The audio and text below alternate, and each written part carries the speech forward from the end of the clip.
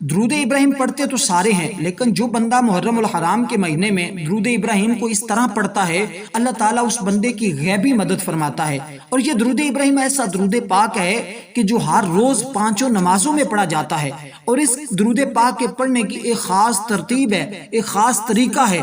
اور جو شخص چاہتا ہے کہ اللہ تعالیٰ اس بندے کی غیبی مدد فرمائے، اس شخص کو چاہیے یہ ویڈیو اول سے لے کر آخر تک مکمل دیکھ لے، تاکہ اس بندے کو اس درود پاک کی خاص ترتیب، خاص طریقے کا پتہ چل جائے۔ اور جو بندہ اس درود پاک سے فیض حاصل کرنا چاہتا ہے اور چاہتا ہے کہ اس کے گھر سے تنگ دستی ہمیشہ کے لیے ختم ہو جائے اور اس کے گھر سے رزق کا فاقہ ہمیشہ کے لیے ختم ہو جائے، اس شخص کو چاہیے کہ یہ درود پاک اس ترتیب کے ساتھ محرم الحرام کے مہینے میں ضرور پڑھ لے، اور کسی دن بھی پڑھ لے۔ انشاءاللہ جس دن وہ پڑھے گا، اللہ تعالیٰ اسی دن اس بندے کی غیبی مدد شروع فرما دے گا۔ اور میں آپ کو بتا دوں، اس درود پاک سے حضور علیہ الصلوۃ نے خود محبت کا اظہار فرمایا، اور اسی محبت کی بنا پر حضور علیہ الصلوۃ نے اپنے ایک بیٹے کا نام ابراہیم رکھا، یعنی کہ ابراہیم علیہ الصلوۃ سے محبت کا اظہار کرتے ہوئے آقا علیہ الصلوۃ نے اپنے ایک بیٹے کا نام بھی ابراہیم رکھا۔ اس کے علاوہ شب معراج میں حضرت ابراہیم علیہ الصلوۃ نے حضور علیہ الصلوۃ سے کہا تھا کہ اپنی امت کو میرا سلام کہہ دیجئے گا۔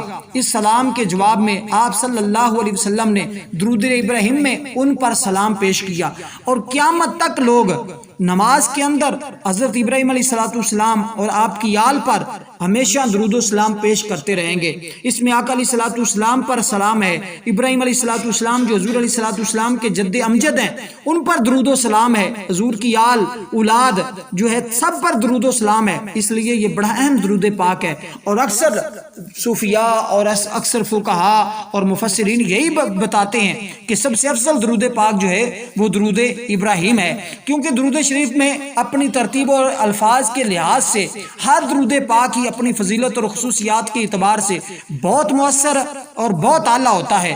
تو اس لیے دوستو یہ درود پاک کیونکہ خاص ہے، ہر نماز کے اندر بھی اس کو پڑھا جاتا ہے، اور یہ الفاظ حضور علیہ السلام کے ادا کردہ الفاظ ہیں، اس لیے اس کے اندر تاثیر اور طاقت بہت زیادہ ہوتی ہے۔ اور اس کے علاوہ اس کو پڑھنے سے دین اور دنیا کی تمام نعمتیں اللہ تعالیٰ عطا فرما دیتا ہے۔ اور میں آپ کو بتا دوں، اگر آپ چاہتے ہیں اللہ تعالیٰ کی خوشنودی آپ کو ملے، اللہ کی رضا چاہتے ہیں اور چاہتے ہیں ہر کام میں اللہ کی مدد شامل حال ہو جائے اور دنیا کے تمام کاموں میں آسانی پیدا ہو جائے اور قدم قدم پر اللہ کی مدد آپ کو ملتی رہے، حاجتیں پوری ہوں، آپ اپنے لیے دعا کریں، اولاد کے لیے دعا کریں، کسی کے حق میں دعا کریں، آپ کی ہر دعا قبول ہوتی رہے، تو پھر آج یہ درود پاک ضرور پڑھ لیجئے گا۔ اور 9-10 محرم کو اگر پڑھنا چاہتے ہیں تب پڑھ لیں، پورا محرم کا مہینہ کسی دن بھی یہ درود پاک پڑھا جا سکتا ہے، کیونکہ اس کی ایک خاص ترتیب ہے، اور آپ کسی وقت بھی پڑھیں، بس کہ اس کا ثواب اور اس کا طریقہ کیسے آپ نے حضور کی بارگاہ میں پیش کرنا ہے،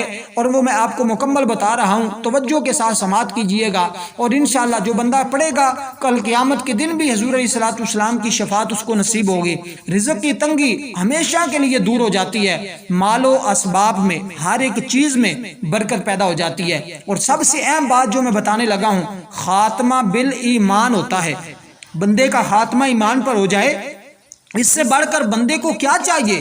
حضرت علی المرتضیٰ رضی اللہ تعالیٰ عنہ ایک مرتبہ فرمانے لگے، ایک جانب شیر ہو، دوسری جانب عورت ہو، فرمایا میں شیر کی طرف جانا پسند کروں گا، عورت کی طرف جانا پسند نہیں کروں گا۔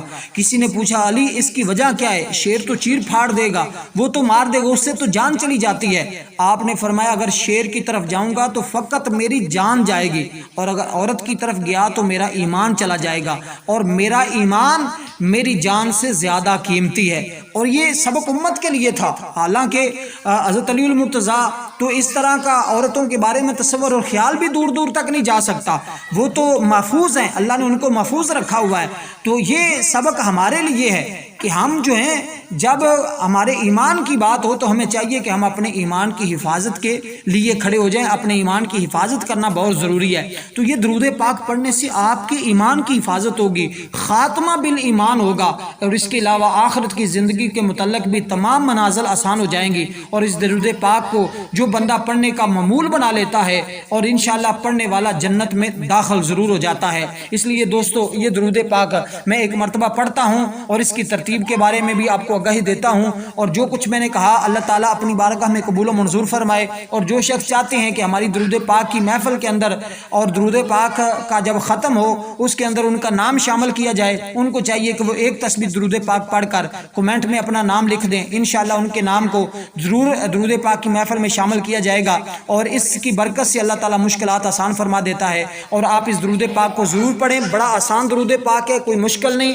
ہر شخص پڑھ سکتا ہے۔ پورے گھر میں سے کوئی ایک بھی پڑھ لے تو پورے گھر کی پریشانیاں ختم ہو جاتی ہیں، رزق کی تنگی ختم ہو جاتی ہے۔ اس کے بڑے فائدے ہیں۔ علامہ اقبال سے کسی نے پوچھا تھا کہ آپ کو یہ مقام و مرتبہ کیسے ملا، تو آپ نے کہا تھا کہ یہ مقام و مرتبہ جو ہے یہ سارا کا سارا درود پاک کی برکت سے ملا ہے۔ اور جب صوفیاء بزرگان دین حضرت میاں شیر محمد صاحب رحمۃ اللہ علیہ شرک پوری وہ درود پاک کی کثرت اس قدر زیادہ کرتے تھے کہ روز 5000 سے بھی زیادہ درود پاک پڑھتے تھے۔ اور اسی طرح صوفیاء کرام، اور جو بندہ چاہتا ہے، اور آج بھی صوفیاء کہتے ہیں جس کی اولاد نافرمان ہو گئی ہو، اس شخص کو چاہیے کہ اپنی زبان کے اندر تاثیر پیدا کرنے کے لیے درود پاک کو کثرت سے پڑھے۔ جب وہ درود پاک پڑھے گا انشاءاللہ اس کی زبان میں اللہ ایسی تاثیر پیدا فرما دے گا کہ جس سے بھی وہ کلام کرے گا، جس سے بھی وہ بات کرے گا، اس کی بات اگلے بندے کے دل میں اترتی چلی جائے گی۔ تو یہ درود پاک پڑھ لیں یا کوئی درود پاک پڑھ لیں، تو میں آج جو آپ کو عمل بتا رہا ہوں یہ خاص درود ابراہیم کا ہے، آپ نے اسی ہی درود پاک کو پڑھنا ہوگا۔ میں ایک مرتبہ پڑھتا ہوں، میرے ساتھ بھی پڑھیے گا، انشاءاللہ برکتیں نصیب ہوں گی۔ اللہم صلی علی محمد وعلی آل محمد کما صلیت علی ابراہیم وعلی آل ابراہیم انک حمید مجید۔ اللہم بارک علی محمد وعلی آل محمد کما بارکت علی ابراہیم وعلی آل ابراہیم انک حمید مجید۔ تو یہ ہے درود ابراہیم جو ہم نماز کے اندر پڑھتے ہیں۔ اس کی ترتیب کیا ہے ذرا توجہ کے ساتھ سنیے گا۔ جب آپ یہ درود پاک پڑھنے لگیں، درود پاک پڑھنے لگیں تو آپ نے یہ درود پاک صبح کے وقت پڑھنا ہوگا۔ یہ دنوں کا میں نے بتا دیا کہ کوئی قید نہیں، لیکن آپ نے اس درود پاک کو نماز فجر کے بعد پڑھنا ہوگا۔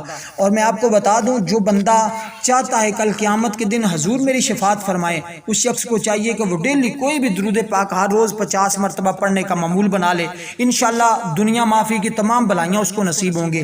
تو سب سے پہلے دوستو آپ نے یہ درود پاک پڑھنے سے پہلے جب پہلے دن شروع کرنا ہے تو 2 رکعت نماز نفل توبہ پڑھنے ہیں۔